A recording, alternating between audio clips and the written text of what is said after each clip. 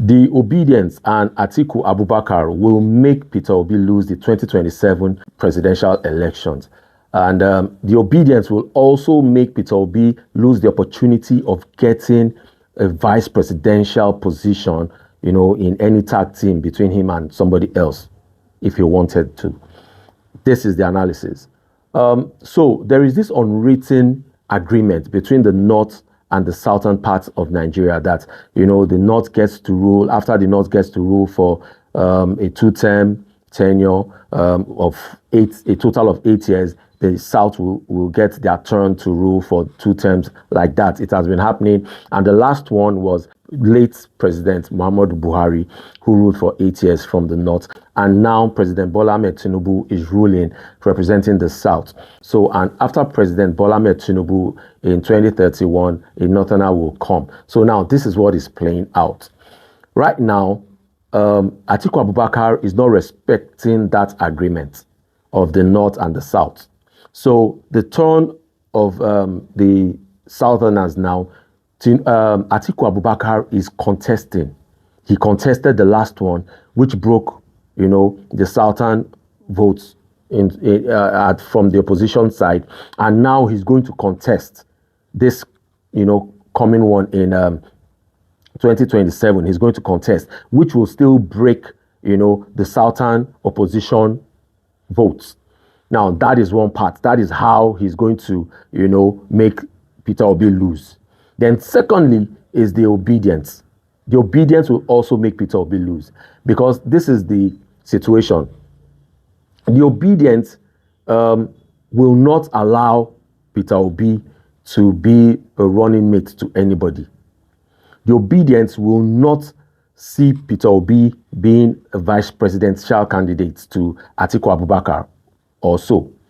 And again, Atiku Abubakar is a big dog, in the political scene. He's a big dog, and in the opposition, let's say the three big dogs, or in the opposition groups or parties, the big dogs are Atiku Abubakar, Nyesom Wike, Peter Obi, and possibly Amechi, El Rufai, and the rest. But we all know that Nyesom Wike is not running. He's not going to pose any threat for Bola Ahmed Tinubu, because he's on Bola Ahmed Tinubu's side, President Bola Ahmed Tinubu's side. So he's remaining Atiku Abubakar, Peter Obi, Amechi, and the rest. So now, those are the big boys in the opposition side. And the biggest of them all is Atiku Abubakar. No two ways about it. We all know Atiku Abubakar is the biggest, of them all. Most influential, most powerful, probably the richest and stuff, with all the funds and structure.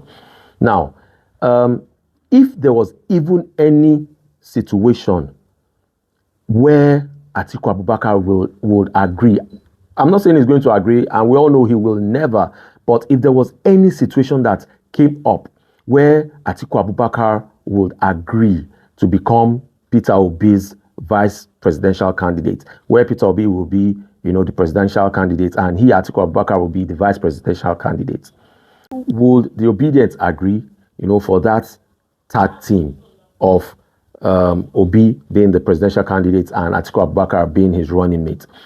That is on one hand. And if there was any situation where Peter Obi would have agreed to become Atiku Abubakar's, running mate, to be the vice presidential candidate, would the Obidients agree to that arrangement for Peter Obi to become Atiku's running mate?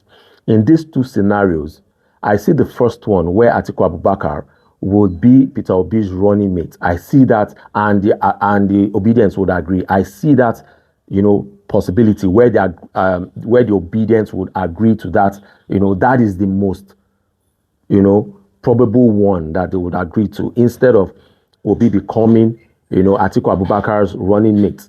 But we all know that scenario can never happen, where Atiku Abubakar will become Obi's running mate. Atiku Abubakar is too big right now in the political scene to become Peter Obi's running mate. We all know that. Let's not lie to ourselves. So that is not going to happen.